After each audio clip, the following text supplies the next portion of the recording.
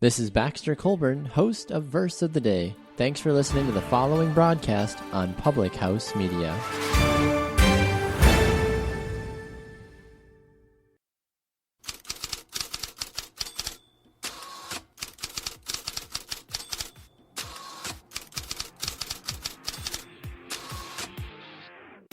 The latest headlines. The Houston Astros, the defending World Series champions, got better adding Garrett Cole. The insightful interviews. Rick Saratella, NFL Draft Bible. With how much emphasis is put on the position, yet how many over the last couple of years we've had questions. Why do we put such an emphasis on drafting a quarterback number one overall? The bottom line is there's not enough good quarterbacks to go around. And I think with the new CBA, it's really a low-risk gamble now. If you look at the playoff teams, the common denominator, good quarterback play. The hottest takes. I think the guy to blame is the one guy who hasn't left yet. I think Russell Westbrook is one of the bigger problems in Oklahoma City. Can all be found on Press Row.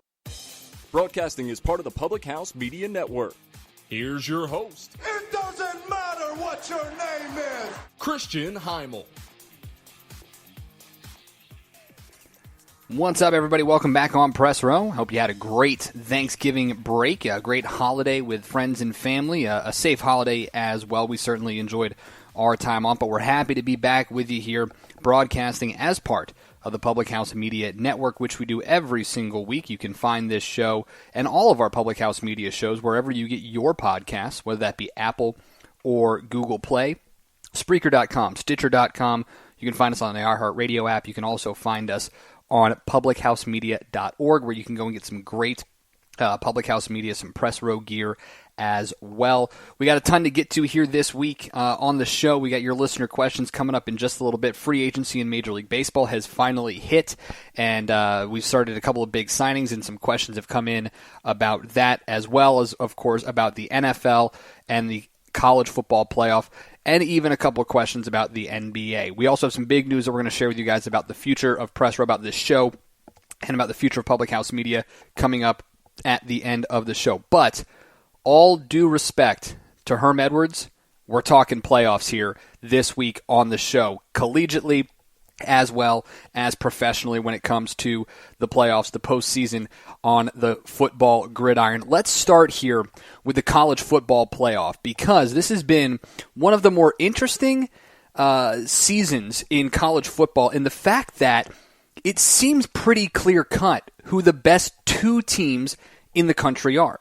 Ohio State and LSU. It seems as though that no matter what, whether we have a college football playoff or we went back to the BCS computer rankings, that would be the national title game. Ohio State versus LSU. Ohio State is arguably the best football team in the country, arguably the best Ohio State team that has ever been put together. I've heard many people say that, including a couple who have played against Ohio State, and Urban Meyer has even praised, sang his praises. Of course, he partially put this together with his recruiting there at Ohio State. And then you've got LSU and the resurgence under Ed Orgeron, who just a couple of years ago was in flux after Les Miles was unceremoniously let go, and you weren't sure about the future of Orgeron there in Death Valley. But the LSU Tigers have been absolutely stellar here this year, and I don't think it's anybody's question whether those two teams will make the college football playoff.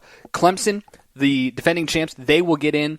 They will have a cakewalk in the ACC championship game facing Virginia, a 3-loss Virginia team who somehow snuck in to the ACC title game. Clemson has had a cakewalk all season long, but they are undefeated. They are one of only 3 remaining unbeatens, and they will get into the top 20. They will get into the Final Four, so no question about that. And it seems pretty clear-cut. Those are the top 3 teams.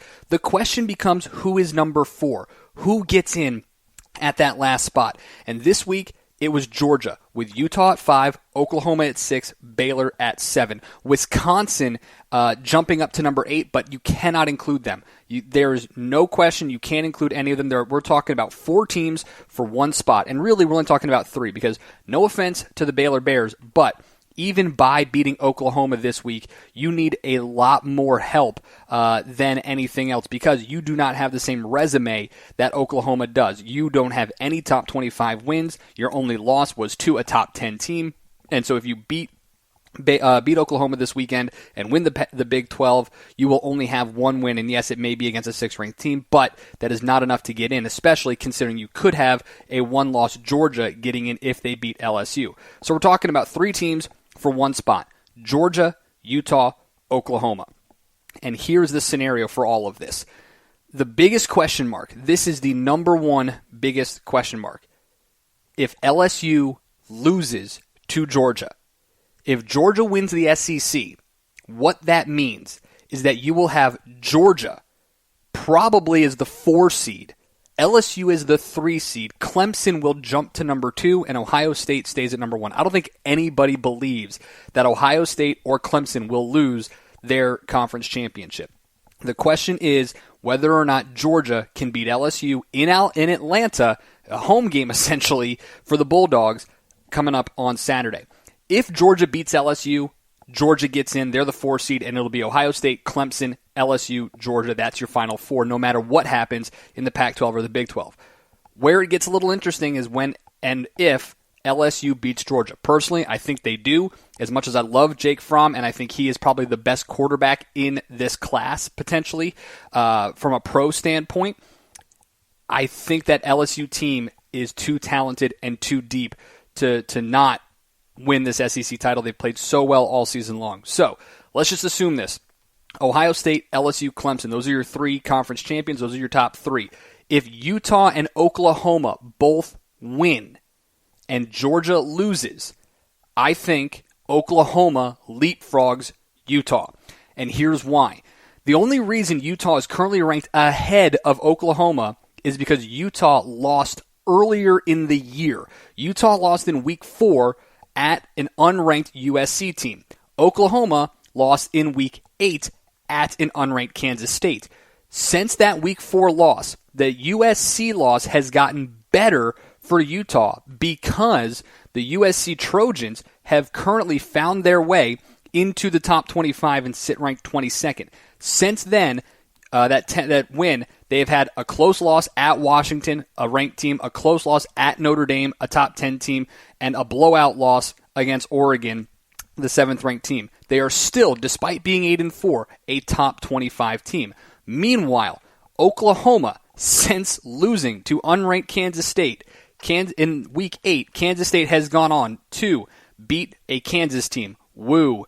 Lose at Texas, lose to West Virginia, beat Texas Tech, whoop-de-doo, and win over Iowa State. But Kansas State at 8-4 is not a ranked team. So the only reason Utah is ranked ahead of Oklahoma is because of that earlier loss. If Oklahoma and Utah had both lost in Week 4 to equally ranked teams or equally, caliber teams, Oklahoma would be sitting at 5 right now, in my personal opinion. Now, Oklahoma and Utah both win this weekend. They both have conference championships.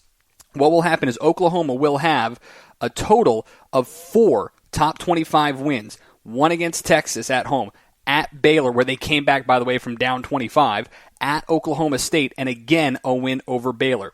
Utah would have a total of 2 ranked wins. Arizona State and Oregon, 2 top 20 teams.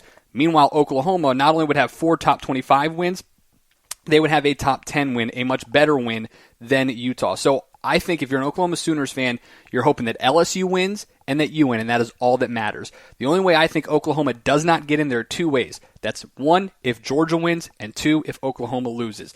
I don't see a way Utah gets in unless both Georgia and Oklahoma lose, because then you've got Utah as that only one-loss team that is also a conference champion, that is also multiple top 25 wins. And that is the biggest difference between them and Baylor. Again, if Baylor were to win this weekend and Utah were to lose, or Utah were to win, Utah would still get in because Utah would have more top 25 wins than Baylor would. So, what do I realistically think happened this week? I think LSU, I think Ohio State, I think Clemson all win. There's those 3 teams at the top, all undefeated, all with a conference championship.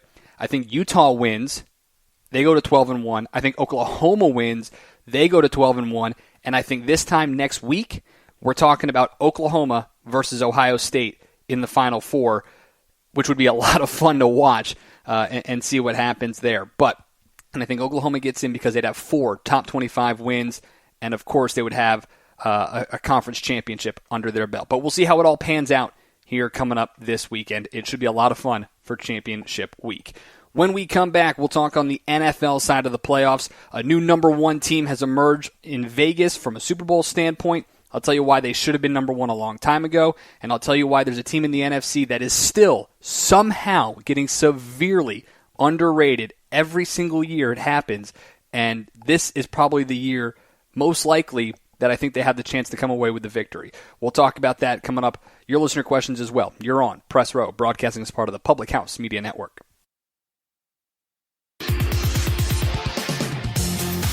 Want to be part of the show?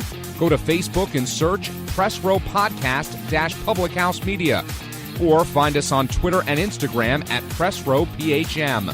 You can also email the program, pressrowphm@gmail.com.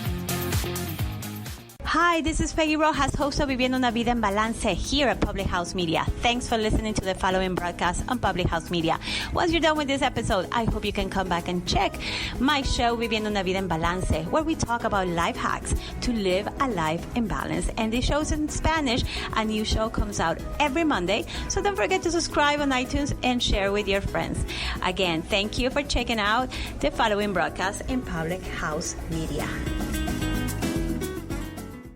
This is Press Row with Christian Heimall, a Public House Media podcast.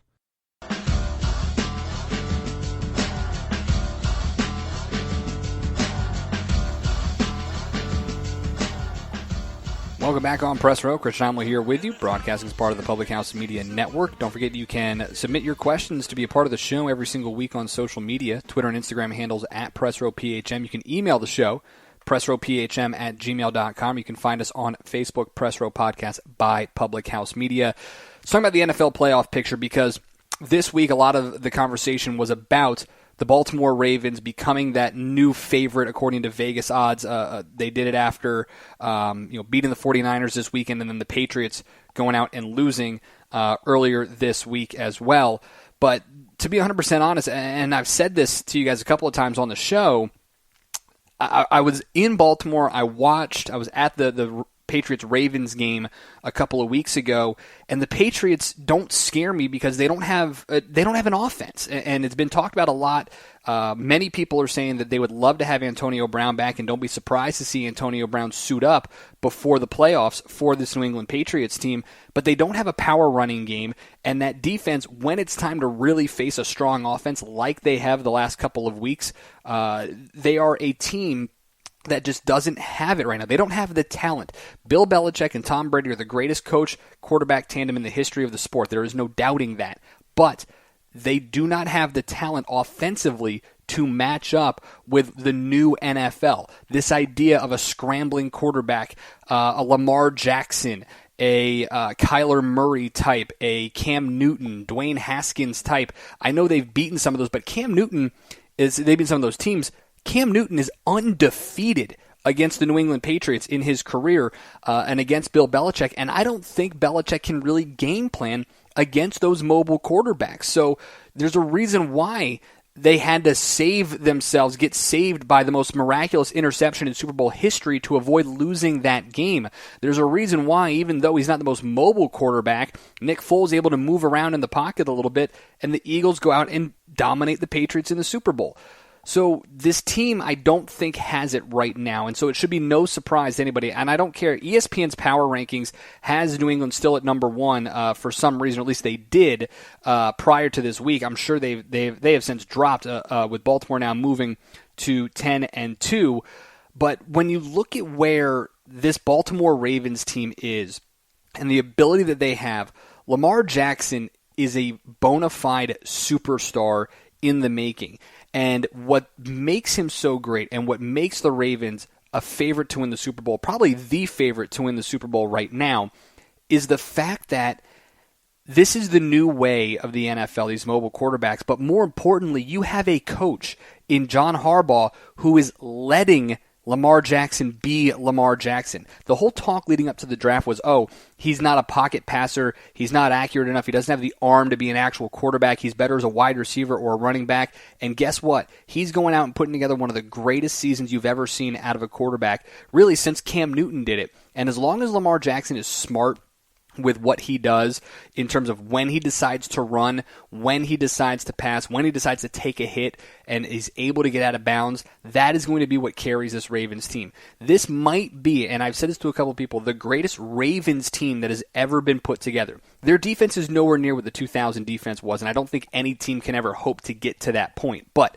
this offense is at the top in every single statistical category in the NFL, and the Ravens have never had that. Joe Flacco, Trent Dilfer, Elvis Gerbach, Steve McNair, go all the way back. They've never had a quarterback like this who can beat you in multiple ways. Special teams has been great. We saw that this past weekend against the 49ers. They can win ugly in a terrible game where you only put up 20 points in the NFL against a great defense and a great quarterback in Jimmy Garoppolo and the 49ers. They can do it at home, and that's the most important part. As long as they are home, this is a team that has the chance to win the Super Bowl. And with the Patriots losing, that means the AFC goes through Baltimore. So if the Ravens are able to host New England, the Ravens will win the AFC and move on to the Super Bowl. As long as they don't falter. That's the biggest key. As long as the Ravens do not falter at all. They've got the Bills on the road this weekend. It's going to be their last true big test for the Ravens coming up this year. Meanwhile, the Patriots, Chiefs at home, Bills at home still. They've still got a couple of issues there that they're going to have to fight through and figure out.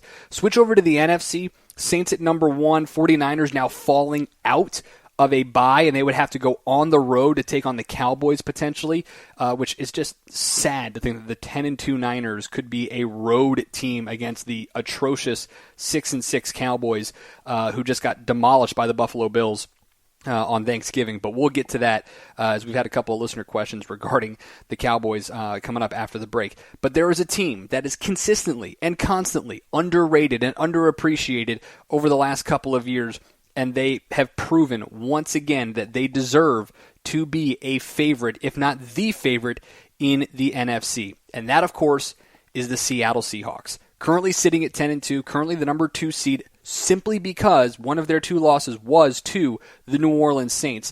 Otherwise, they would be the number 1 seed in the NFC. But if you watched any of that Monday night game against Minnesota, this is what Russell Wilson does. Russell Wilson, just like Lamar Jackson, or I should say Lamar Jackson, just like Russell Wilson, mobile quarterback who understands when to stay in the pocket. He's got a big arm despite his size. He gets overlooked quite a bit. And so does that team. It's still got Pete Carroll that went to 2 Super Bowls. You've still got KJ Wright and Bobby Wagner, part of that Legion of Boom. You've still got Tyler Lockett. You've still got Russell Wilson. You still have the makings of a Super Bowl contending team, and they are doing it. Gutsy win a couple weeks ago at Philadelphia. Big win in overtime at San Francisco a couple of weeks ago on Monday night. Their only 2 losses to the Baltimore Ravens and the New Orleans Saints. Both of those, that's the scary part, is both of those were at home, so you got to be a little wary there and wonder what the Seahawks could have done. And maybe they've just matured a little bit. But they're always overlooked and always underrated. Think about this. In the preseason, currently the NFL.com Power Rankings had the Seahawks ranked 2nd in the NFL. That's up from 4th. But in the preseason, NFL.com had them ranked 10th. 10th preseason. That is missing, just barely getting into the playoffs for them. Meanwhile, ESPN, who currently has the Seattle Seahawks sitting at number 3 in the preseason, in the power rankings, preseason 15th. They had the Seattle Seahawks as a middle-of-the-road team, and they have continuously proven these teams wrong. And the main reason for that is the same reason the Ravens are doing so well. This is the future of the NFL. The mobile quarterback. Russell Wilson was just a little bit ahead of his time. Same with Cam Newton. Same with Donovan McNabb. You go all the way back to that. McNabb got to a Super Bowl, but that he probably would have won more if he had been a couple of years younger, just because the NFL wasn't ready for him just yet. And you had these pocket passers and these power running games that were able to really kind of dominate and control clock. But now in this age of run and gun, West Coast spread offense, throwing the ball deep downfield, running with your quarterback, Patrick Mahomes even, this is the new wave of the NFL. The Seahawks have just been doing it longer, so they know how to do it better than everybody else. And I will be completely honest, I seriously think that, and I know I said at the start of the year that the New England Patriots would win the Super Bowl again this year, but if I had a mulligan and I had a chance to do it over, Baltimore Ravens, Seattle Seahawks in the Super Bowl.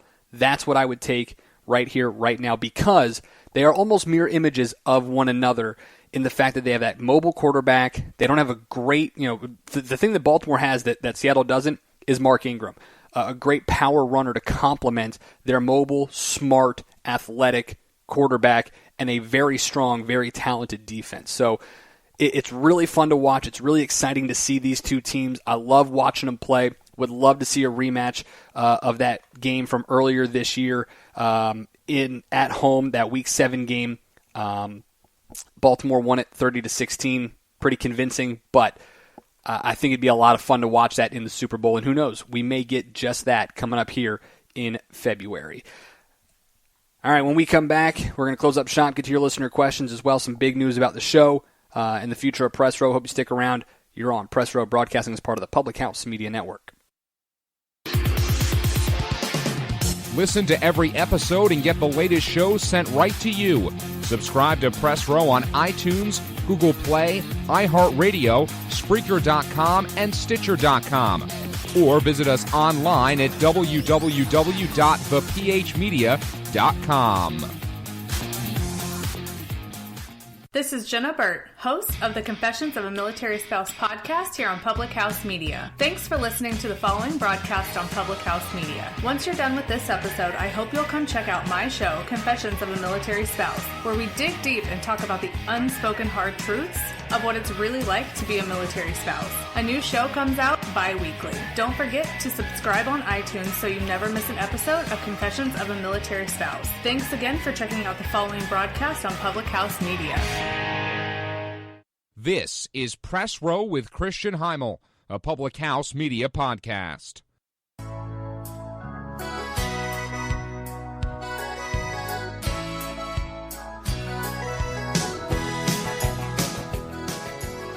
Close up shop here on Press Row on this Thursday, December 5th, 2019. Chris Heimall here with you, as always, part of the Public House Media Network. Don't forget to subscribe, rate, review wherever you get your podcast, whether it be Google or Apple Play. Or you can find us on Spreaker.com, Stitcher.com, and even publichousemedia.org. You can get yourself some show gear as well. You can also be part of the show every week on social media, Twitter and Instagram handles at PressRowPHM. You can email the show, PressRowPHM@gmail.com. And you can find us on Facebook, Press Row Podcast by Public House Media. And be a part of the show by sending us your listener questions. We've had a few here. The first one actually came to us over the Thanksgiving break via email.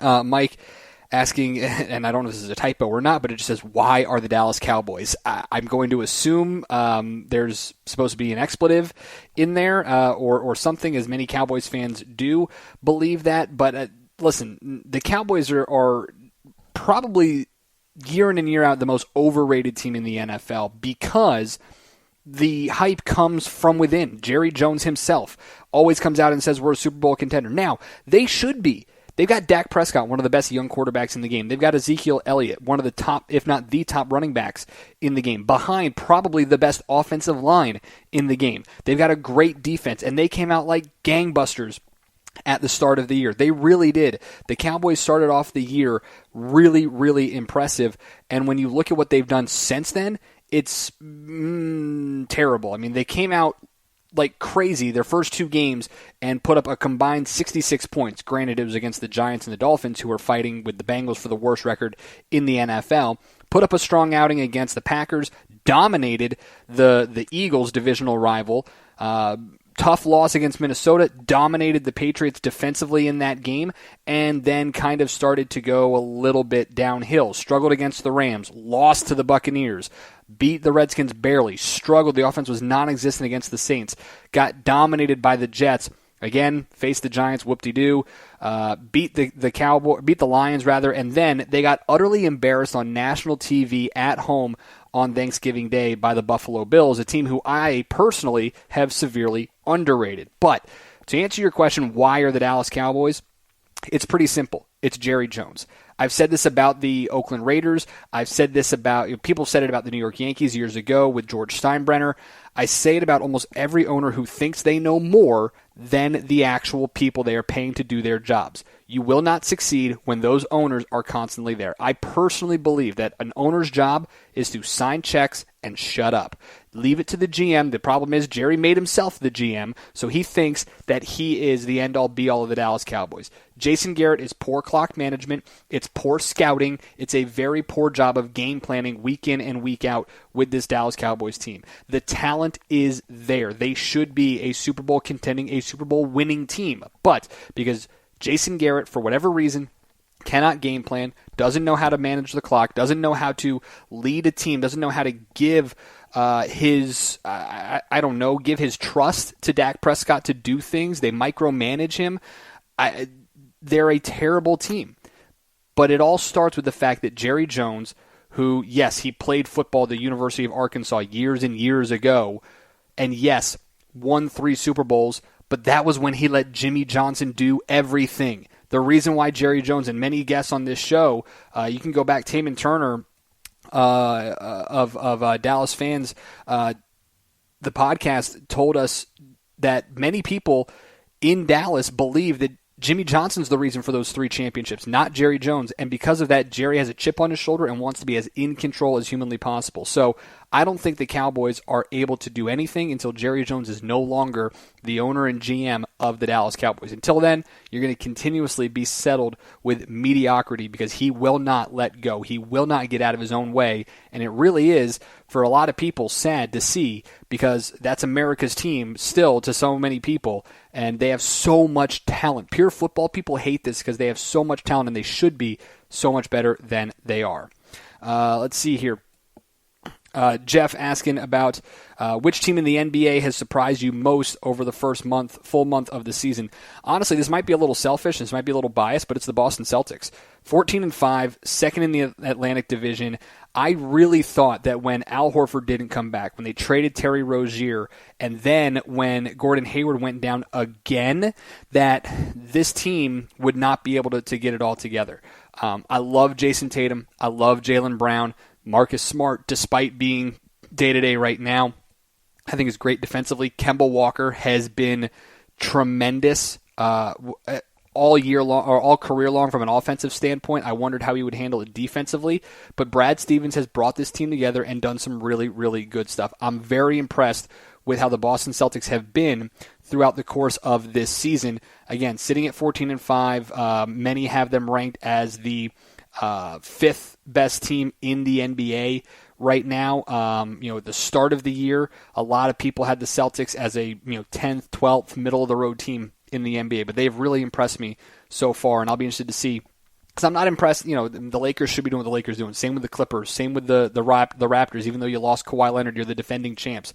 The Rockets are always going to be the Rockets. Denver's very, very talented, and of course, I love the Dallas Mavericks, but I kind of expected this. We saw glimpses of it with Luka last year, and it's just really impressive to watch what he's doing. I think he's the player that surprised me most, but the team hasn't really surprised me that much as well. All right, last one here. Joe, free agency and baseball started to pick up this week.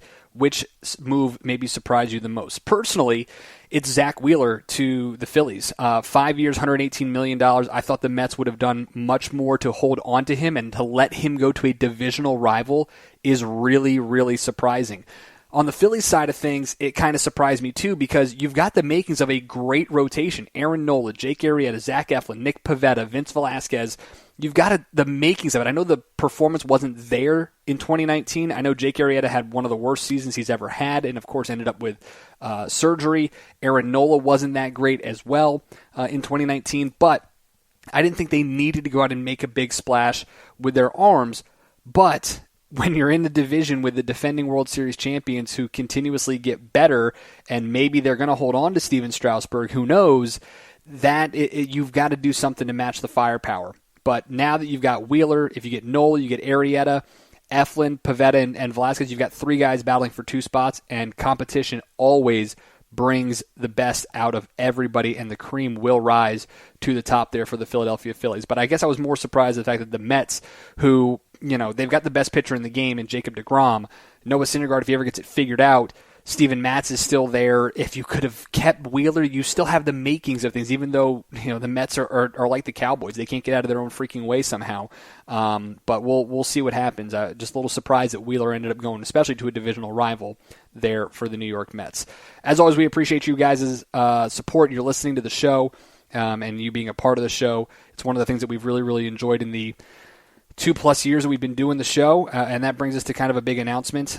Press Row will be ending at the end of 2019. We've got 2 more shows left. The 12th and the 19th of December will be our final show before moving on. Now, that's not to say that this show won't come back with a different host, maybe in a different format, but for now, Press Row is going on a hiatus. I'm not going anywhere in works on developing a new show for Public House Media that's going to be a little bit more baseball-centric. Those of you who know, and have followed this show, we love talking about baseball. I work in professional baseball, and many of our higher-listened shows are centered around baseball in general. So we're looking to bring a more weekly, consistent baseball show to you listeners and to the folks at Public House Media. Hoping to have more information on all that stuff coming up next week, but the countdown has begun officially. We have 2 more shows left, and I really hope you guys continue to listen and continue to support. Continue to send us your questions as well, because it's one of the most important things, one of the things we love the most about this show, and you can do it throughout the week, and we'll do our best to maybe answer some more on social media throughout as we get a little bit closer to the ending of our time here on Press Row. But we appreciate everything you guys have done for us from a support standpoint, and we really hope you continue to do that over the final 2 shows. Again, December 12th and December 19th, the final show here for Press Row, but we look forward to bringing on a new show in 2020. Until then, really appreciate everything again that you guys have done, submitting your listener questions, which you can do every single week on Twitter and Instagram at PressRowPHM. You can email the show, pressrowphm@gmail.com, and you can find us on Facebook, Press Row Podcast by Public House Media. Don't forget to subscribe, rate, review, share us with your friends and family, and show them what they've been missing over the last 2+ years. You can find us on Google and Apple Play. You can find us on Spreaker.com, Stitcher.com, and of course publichousemedia.org. You can find me on Twitter as well at Chris Heimall. That's ChrisHeimall. Hope you guys enjoy the championship week in college football. Hope you guys enjoy the NFL, all the sports that are going on here in December. And we look forward to 2 more shows with you guys here in 2019. I'm Christian Heimall, and until then, I'll see you next time on Press Row.